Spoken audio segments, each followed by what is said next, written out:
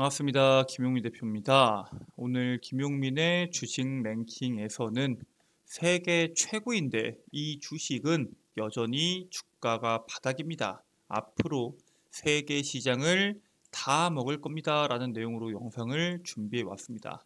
제가 이번 주말에 있었던 이슈, 그러니까 미국과 중국의 관계에 대해서 지난주에 자주 말씀을 드렸는데 오늘 영상에서는 그 내용에 대한 시장 흐름부터 향후에 엄청난 실적을 낼 수 있는 세계 최고의 그리고 고성장이 가능한 종목에 대해서 영상으로 자세하게 설명드릴 예정입니다. 오늘 영상도 여러분들께 도움이 될 수 있는 내용으로 준비해 왔으니까 영상 집중하셔서 끝까지 시청 부탁드리겠고요. 영상 시청하시기 전에 구독과 좋아요 버튼 한 번씩만 부탁드리겠습니다. 자, 그리고 저희 김용민의 주식 랭킹 채널에서는 여러분들께 시장에 대한 흐름과 그에 따른 수혜 종목만 말씀드릴 뿐만 아니라 하반기에 나올 수 있는 2차 전지, AI, 로봇 산업에 대한 총정리 리포트를 제가 직접 만들어서 100% 무료로 제공해 드리고 있습니다. 앞으로 하반기에, 지금 이미 하반기지만 올해 연말까지 나올 수 있는 2차 전지, AI, 로봇 산업 같은 경우에는 시장을 주도할 수 있는 핵심적인 산업이고요. 그 산업에 대한 핵심적인 이슈를 제가 직접 정리를 해놓고 그 이슈에 따른 수혜 종목군들까지 한눈에 보기 편하도록 정리해 놓은 리포트입니다. 페이지는 20페이지 가량으로 제가 압축시켜 놨기 때문에 앞으로 여러분들께서 하반기에 시장을 주도하는 산업을 투자하신다고 하셨을 때 상당한 도움이 될 수 있다라고 말씀을 드리고요. 해당 리포트만 보신다고 하더라도 하반기 투자하는 데 있어서 상당히 도움이 될 수 있다라고 말씀을 드립니다. 자, 해당 리포트 같은 경우에는 저희 김용민의 주식 랭킹 채널 시청자분들께는 100% 무료로 제공해 드리고 있으니까 꼭 다운로드 받으시길 바라겠고요. 해당 리포트 다운로드 받는 방법에 대해서는 제가 오늘 영상에서 그 방법 자세하게 설명드릴 예정이니까 영상 끝까지 집중하셔서 시청하시면은 그 방법 알 수 있다라고 말씀을 드립니다. 자, 그러면 본 내용으로 넘어가서 제가 지난주부터 말씀드렸던 옐런 장관의 중국 방문에 대한 내용들부터 먼저 짚고 넘어가야 됩니다. 이번에 옐런 장관이 중국 실세들과 10시간 동안 대화의 창을 만들었고요. 반도체, 광물에 대해서는 날선 창이었다라는 기사가 나왔죠. 옐런 장관이 리창 국무원 총리와 류허 전 부총리 등 현직 경제 관료들과 10시간 가까이 개별 회담을 진행을 했고요.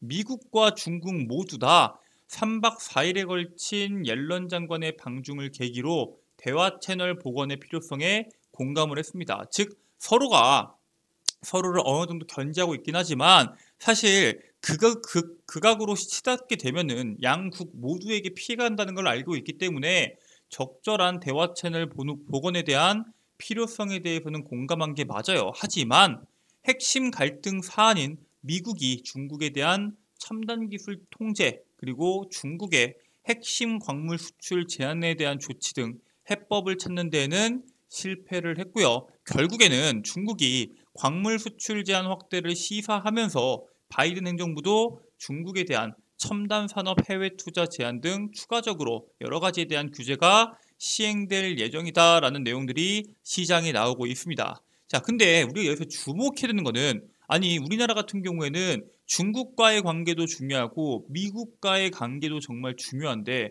여기에서 미국과 중국의 규제로 인해서 싸움이 일어난다고 했을 때 어디에 초점을 맞춰야 되냐, 미국에 맞춰야 되냐, 중국에 맞춰야 되냐, 이 두 가지에 대해서 상당히 어려워하시는 분들이 많습니다. 일단 현재는 우리는 미국에 맞출 필요가 있다라고 먼저 말씀을 드립니다. 왜냐하면은 이미 지난해 국내 기업들의 중국 생산법인에 대한 매출액이 한한령 이후에 중국 압박으로 인해서 2016년 대비해서 13% 이상 감소를 했고요. 사실상 배터리와 반도체를 제외하면은 감소폭이 37% 이상 거의 40%에 육박을 합니다.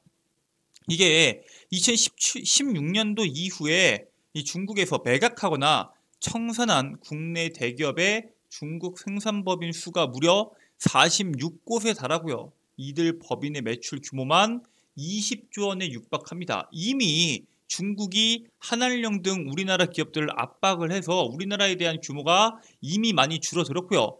반도체나 배터리 같은 경우에는 자신들이 급하기 때문에 이 감소폭이 나오지 않고 있는 수준일 뿐입니다. 결국에는 우리가 이제는 굳이 중국에 지금 당장 투자를 해서 여기에 따른 매출폭을 올리는 속도보다 미국에 집중하는 게 훨씬 더 그 폭을 높일 확률이 훨씬 더 높고요. 중국 내에 한국 기업들에 대한 제재와 무이중 무역 갈등, 공급망 위기, 그다음에 러시아와 우크라이나 전쟁 등 여러 변수들이 적용되면서 감소한 것으로 현재 시장은 판단을 하고 있습니다. 그 중에서 가장 많이 감소한 게 사실 현대차예요. 현대차가 2016년도 대비 2022년도 중국 생산법인에서 매출 감소액 상위 10곳 중에서 1위입니다. 75%고요. 삼성전자는 43%, 기아는 80% 수준입니다. 사실상 현대차 그룹이 가장 큰 매출 감소가 발생을 했다라고 보시면 될 것 같고요. 실질적으로 중국 시장에서 현대차가 죽을 쓰고 있었죠. 그런데 이번에 드디어 반등에 성공을 합니다. 사드 이후로 4년 만에 판매 반등에 성공을 했고요.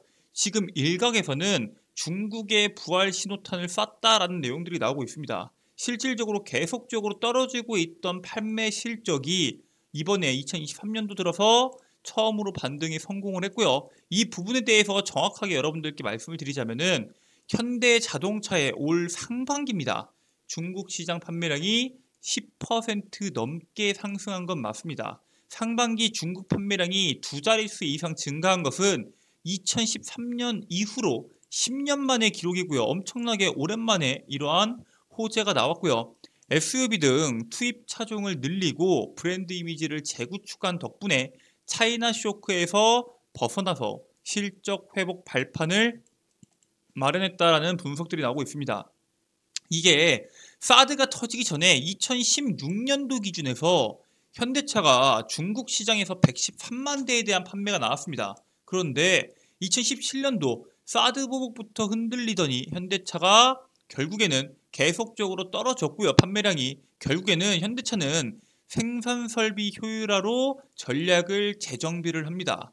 2021년도에 베이징 1공장을 매각했고요. 지난해에는 충칭 공장을 가동 중단, 그리고 올해는 중국에 있는 남은 3개 공장 중에 하나인 창저우 공장을 추가적으로 가동을 중단할 예정입니다. 무슨 뜻이에요?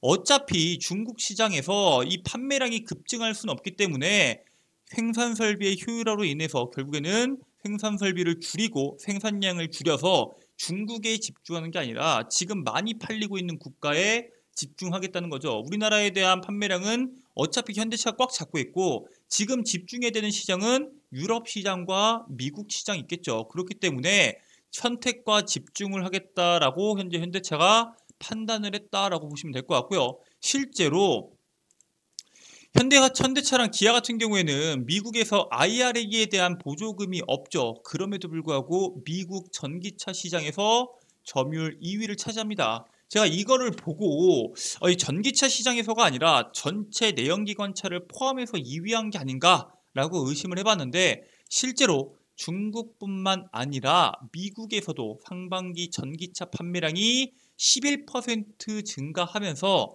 38,457대를 팔았고요. 전체 전기차 시장 점유율에서는 테슬라에 이어서 2위를 기록합니다. IRA 보조금 지급에서 제외가 됐음에도 불구하고 상당히 선전을 했고요. 결국에는 이렇게 많이 팔 수 있었던 거는 사실 임대용으로 판매된 전기차가 생각 이상으로 많았습니다. 이런 리스 관련된 거는 보조금이 나올 수 있다라고 말씀을 드렸죠. 그래서 이 임대용으로 판매된 전기차의 비중을 늘렸고요. 실제로 올해 초에 2% 수준에서 지금은 30% 수준까지 판매량을 늘리는데 성공을 했습니다. 중요한 거는 판매량이 늘었다는 게 중요한 게 아닙니다. 판매량이 는 것도 정말 중요하지만 무엇보다 중요한 거는 영업이익률이 개선이 됐습니다. 폭스바겐 같은 경우에는 영업이익률이 7.3%, GM은 6.2%, 토요타는 5.3%인데 BMW, 이 독일의 고급 자동차들은 같은 경우 BMW, 벤츠 같은 경우에는 영업이익률이 상당히 높죠. 현대차가 9.5%를 기록하면서 BMW에 거의 육박하는 높은 영업이익률을 기록하는 데 성공을 했습니다. 즉 싼마이로 가격을 자동차들을 많이 판 게 아니라 고급화 모델에도 성공을 하면서 비싼 자동차들도 성공적으로 판매했다라고 보시면 되겠죠. 근데 문제는 뭐예요? 이러한 전략으로는 영업이익을 올리는데 한계가 있습니다. 결국에는 전기차만 팔 뿐만 아니라 전동화를 통해서 소프트웨어, 서비스도 팔아야 됩니다. 전동화 전환 전략으로 전기차 시장 상위권 굳히기와 실적 내실화의 현대차가 도전 중에 있고요. 현재 현대차가 1세대 전용 전기차 플랫폼인 eGMP 같은 경우에는 아이오닉 5나 아이오닉 6나 이런 중형차급 중심으로 효율성이 낮습니다. 그런데 통합 모듈러 아이텍처 IMA라고 하죠. 이 도입을 통해서 소형차, 중형차, 대형차, 트럭까지 차급 구분 없이 적용이 가능하기 때문에 규모의 경제를 통해서 원가 절감 효과가 극대화될 것으로 현재 시장이 기대를 하고 있습니다. 여기에 더불어서 단순한 생산 비용 감소로는 영업이익에 대한 성장 한계가 뚜렷합니다. 그렇기 때문에 탈 것 그 이상의 가치를 부여하는 것이 무엇보다도 중요하다라고 말씀을 드립니다. 실제로 테슬라가 전기차에 대한 주행거리 때문에 전기차에 대해서 사람들이 많이 열광하나요? 그렇지 않죠. 테슬라가 시장에서 주목받는 것은 자율주행이나 이런 소프트웨어적인 단순 탈 것이 아니라 IT 기기로 이동하는 IT 기기로 평가를 받으면서 그 가치를 높게까지 평가받은 게 주요 원인이고요. 결국에는 현대차도 거기에 맞춰서 SDV죠. 소프트웨어 중심의 차로 전환에 박차를 가하고 있습니다. 그리고 그런 현대차 그룹이 차량 관제 시스템 FMS 분야에 투자를 확대하고 있습니다. 이 FMS는 SDV의 핵심 요소로 꼽히는 빅데이터를 확보하는 주요 수단으로 꼽히고요. 이 포티투닷 현대차에서 투자한 포티투닷이 국내 FMS 기업 유비퍼스트 대원을 인수합니다. 현재 FMS 같은 경우에는 단순한 교통정보나 엔터테인먼트 콘텐츠를 제공을 합니다. 즉 우리가 도로교통에 대해서 실시간으로 바뀌는 그러한 교통정보들,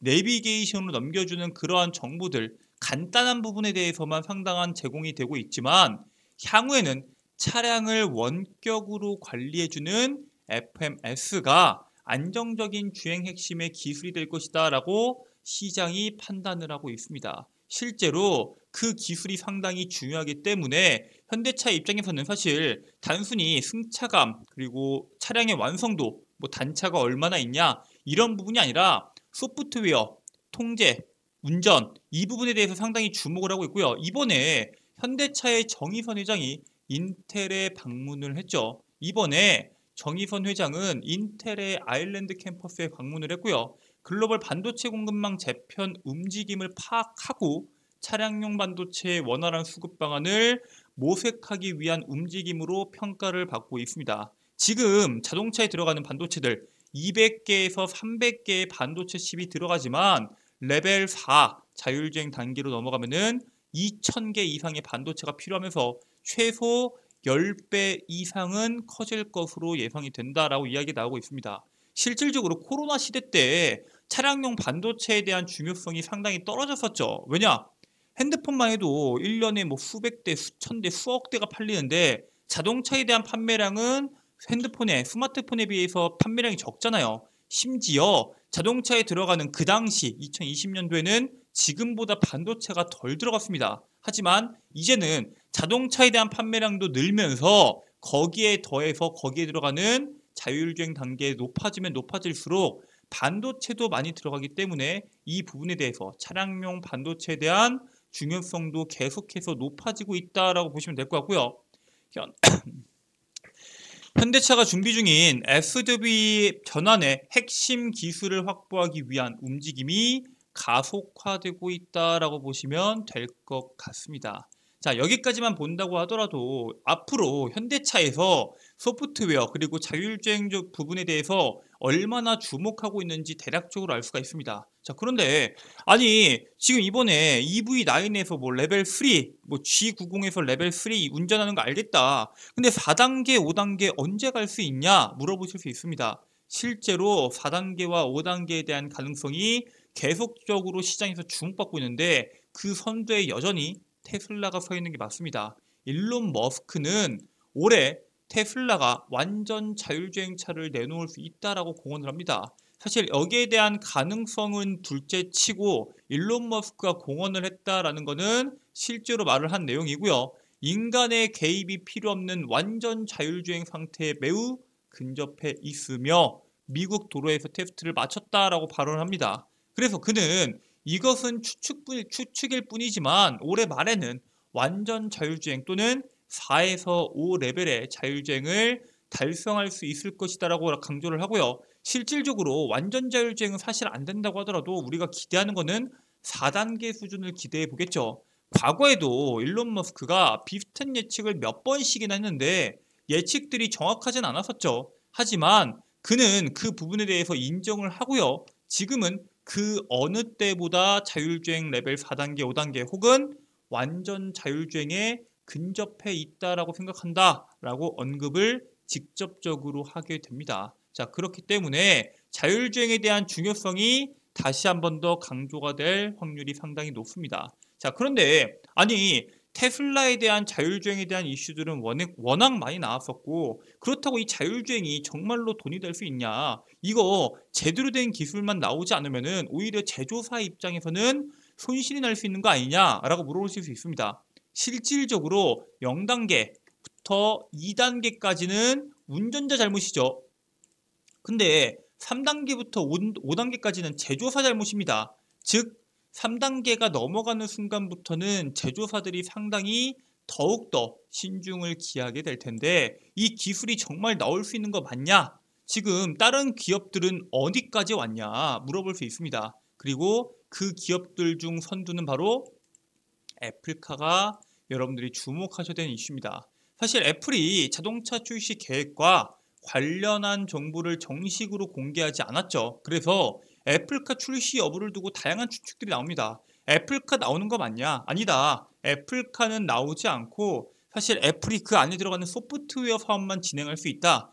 여러 가지에 대한 내용들이 있죠. 현재 2018년 전후로 애플의 프로젝트 타이탄에 참여하는 임직원 수가 5,000명에 이른다라는 보도가 나오고 있습니다. 문제는 2014년도부터 2020년도까지 애플이 자동차 사업 관련 주요 인원을 대거 해고한 것을 근거로 들어서 애플이 애플 완성차를 만드는 게 아니라 단순한 소프트웨어만 개발을 해서 그 개발 속에서 다른 기업들에게 소프트웨어를 판매하는 방식으로 갈 확률이 높다라는 가능성이 제기가 됩니다. 결국에는 제조업의 정점으로 평가되는 애플이 지금 현재 서비스 산업이랑 그다음 소프트웨어 산업을 통해서 고성장을 준비하고 있죠. 실질적으로 애플이 매출액이 2010년도, 2015년도까지만 하더라도 매출액의 폭발적인 상승이 나오지 않았습니다. 자, 그런데 뭐 아이패드나 맥북이나 이런 이 부가적인 것뿐만 아니라 그 안에 들어가는 어플리케이션부터 해가지고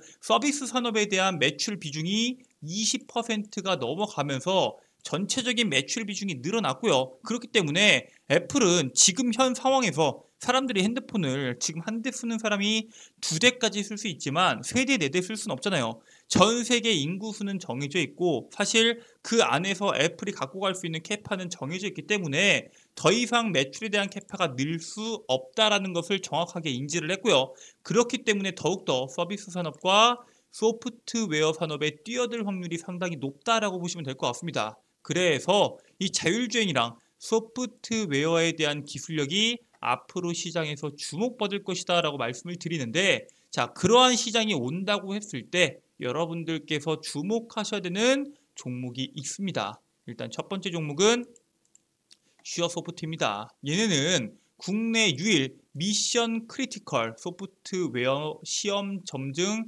전문 기업입니다. 이 고위험 고신뢰 작은 실수에도 치명적인 결과를 초래하는 산업에서 활용됩니다. 원전, 우주항공 이런 쪽 있죠. 조금만 실수해도 크게 문제가 될 수 있는 원전이나 우주항공 이런 쪽에서 사용이 되고요. 지금 자동차뿐만 아니라 조선, 인공지능, 의료기술 솔루션까지 개발을 진행하고 있고요. 현재 자동차에 탑재되는 모든 소프트웨어의 오류를 잡아내는 차량용 소프트웨어 테스팅 도구를 개발을 했고요. 현대차가 이 슈어 소프트에 투자를 해서 15.6%의 지분을 보유하면서 2대 주주로 있습니다. 앞으로 현대차가 소프트웨어 중심의 자동차 기업으로 전환된다고 했을 때 당연히 가장 크게 수혜받을 수 있는 기업이 바로 슈어 소프트다라고 보시면 될 것 같고요. 두 번째 종목은 현대오토에버입니다. 현대오토에버는 차량용 소프트웨어 모빌진을 중심으로 현대차 그룹의 디지털 전환 가속화를 돕는 그러한 기업이고요. 모빌진 같은 경우에는 전장 시스템을 제어하는 마이크로 컨트롤러 유닛, 모빌진 클래식과 레벨 3 자율주행 G90과 이번에 EV9에 들어가는 모빌진 AD로 구성이 됩니다. 올해 제네시스 G90과 기아 EV9 등 모빌진 AD를 장착하고 레벨 3 자율주행 구현을 진행함에 따라 수혜를 받을 수 있는 기업이고요. 앞으로 소프트웨어 중심으로 전환이 되면서 가장 수혜를 받을 수 있는 기업 중에 하나가 바로 현대오토에버입니다. 단기적으로 강한 시세가 기대되는 종목은 슈어소프트고요. 꾸준한 그리고 높게까지 오랫동안 올라갈 수 있을 것으로 기대되는 종목은 현대오토에버이기 때문에 여러분들께서 이 두 종목을 집중하셔서 투자하시기를 바라겠습니다. 자, 이렇게 여러분들께 현재 시장 미국과 중국의 규제 서로가 이제 무역 분쟁을 진행함에 따라서 우리가 미국을 집중해야 되냐 중국을 집중해야 되냐 고민하시는 분들은 미국에 좀 더 집중해 볼 필요가 있고요. 현재 미국 시장의 흐름부터 어떤 식으로 현재 국내 기업들이 움직이게 될지에 대해서 말씀을 드렸는데 알겠다. 소프트웨어 중요한 거 알겠고 그에 따른 종목군들 두 개 중요한 거 알겠다. 슈어소프트 그리고 현대오토에버 중요한 거 알겠는데 이거 말고도 아까 전에 말해줬던 2차전지 그리고 AI 로봇 산업에 대한 총정리집 이거 어떻게 다운로드 받냐 라고 물어보시는 분들 계실 수 있습니다. 그리고 나는 이 자료집뿐만 아니라 단순히 이런 혼자서 할 수 있는 게 아니라 종목도 하나하나 딱딱 찝어서 말해주면 좋겠다. 그리고 시장에 뉴스가 너무 많으니까 그 뉴스들 핵심적인 것만 골라서 알려주면 좋겠다. 그리고 매일매일 시장에서 나오는 급등주들 왜 급등했는지 그리고 그에 따른 관련주는 뭐가 있는지도 알려주면 좋겠다 하시는 분들이 계십니다. 이런 분들을 위해서 제가 김용민의 급등 시그널 어플리케이션을 제가 준비했습니다. 이 어플리케이션 안에서 여러분들께서 방금 들었던 종목과 그리고 시장의 이슈 분석 그리고 급등주의 급등 이유까지 그리고 여러분들께 방금 말씀드렸던 미래산업 2차전지 시장의 핵심적인 주도 산업인 2차전지 AI 로봇 산업의 총정리지까지 여러분들께서 다운로드 받으실 수 있다라고 말씀을 드립니다. 자, 그래서 해당 리포트 다운로드 받는 방법에 대해서 지금부터 말씀드릴 건데 또 이거 010 땡땡땡땡 전화번호 적어야 되는 거 아니냐. 전화번호 전혀 필요 없고요. 여러분들 개인정보 필요 없이 그냥 간편하게 로그인 하신 다음에 이용만 하시면 됩니다. 해당 어플리케이션 이용 방법 간단하게 설명을 드리겠습니다. 핸드폰에 보시면은 구글 플레이 스토어가 있을 겁니다. 구글 플레이 스토어에다가 김용민의 급등 시그널을 검색하게 되시면은 어플리케이션을 설치하실 수가 있습니다. 당연히 100% 무료로 설치가 가능하시고요. 설치 후에 전화번호 적으실 필요 전혀 없이 간단한 인증을 통해서 로그인이 가능합니다. 어플리케이션 로그인하게 되시면은 컨텐츠들이 이런 식으로 나올 텐데 좌측 상단에 있는 급등 추천주를 클릭해 주시면은 공지사항 세 번째 2차전지 AI 로봇 섹터 총정리라고 적혀 있는 공지사항을 클릭하시면은 제가 방금 말씀드렸던 2차전지 AI 로봇에 대한 총정리집 PDF 파일을 100% 무료로 제공받으실 수 있습니다. 평생 연구 소장이 가능하시기 때문에 꼭 다운로드 받으시길 바라겠고요. 이 밖에도 김용민 대표가 직접 종목을 선별해서 매일매일 업로드 해드리고 있습니다. 아직 7월 11일치는 업로드가 되지 않았지만 7월 10일, 7월 7일, 7월 6일, 7월 5일, 4일 매일매일 종목이 업로드가 되고요. 그 밖에도 시장에서 주목받을 수 있는 이슈들, 오늘 같은 경우에는 스레드 관련된 내용들, 그다음에 사드 관련된 내용들, 그리고 이 우크라 재건 관련된 내용들까지 미리미리 여러분들께 업로드를 해서 보여드리고 있습니다. 급등주도 마찬가지예요. 스레드 관련주들이 주목을 받았더라도 다음날에 또 다른 이슈가 주목을 받게 되면은 그와 관련된 내용들을 정리해서 여러분들께 보기 쉽도록 업로드를 해드리고 있습니다. 여기에 있는 모든 내용들 100% 무료로 제공해 드리고 있고요. 누구나 시간만 투자하시면은 해당 컨텐츠들 그리고 그에 따른 자료집까지 100% 무료로 다운로드 받고 컨텐츠 이용이 가능합니다. 꼭 시간 내셔서 이용해 보시길 바라겠고요. 제가 여러분들께 100% 무료로 제공해 드리는 어플리케이션이기 때문에 여러분들께서 이용하시기 전에 오늘 영상도 여러분들께 도움이 되고 해당 컨텐츠 자료집도 여러분들께 도움이 되셨다면 구독과 좋아요, 알림 설정 한 번씩만 부탁드리도록 하겠습니다. 저는 다음 영상에서 여러분들께 더 도움되는 내용으로 돌아오도록 하겠습니다. 끝까지 시청해 주셔서 감사합니다.